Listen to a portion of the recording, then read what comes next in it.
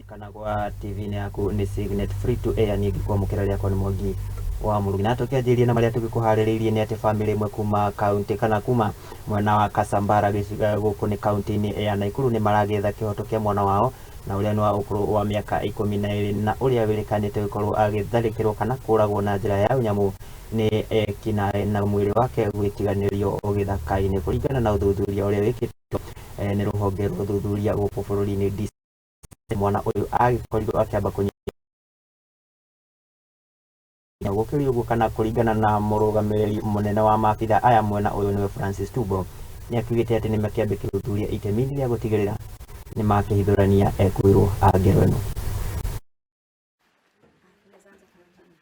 Kwa majina ni Francis Wambugu Marindani, Jasmine ya kwanza miaka 12. Mtoto niliyekuwa nimependa sana, lakini jana Mungu akampenda zaidi. Mi kile kitu niko nayo ama kilio cha haki ya mtoto yangu itendeke. Sina ya mingi ya kuongea. Joki alikuwa ameenda shule kama kawaida, Roots Academy pale anasomea kana mamaka mwele.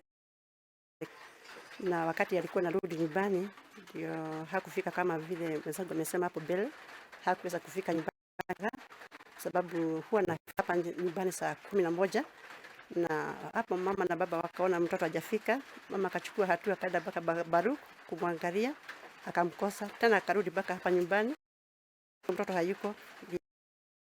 Mambo ya kuita wazazi wachache pia wakaweza kupiga duru na ikaamkiwa na watu wengi, wakaweza kufika na wakaanza tu hapa kwa railway, wakiwa watu wengi sana ndio wakaanza kutafuta mtoto, wakampata pale tu alikuwa amelazwa kwa kijaka iko hapa kwa jirani yetu.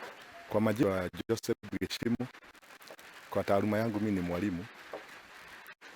Mimi ni jirani wa hii familia.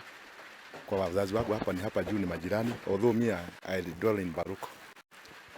Sasa hata kama huyu mtoto alinijanisiwa the problem hapa ningesema ukweli ni insecurity. Ona family na kuruma kina kioto kia mwana mkana kia mwana wa Tukime County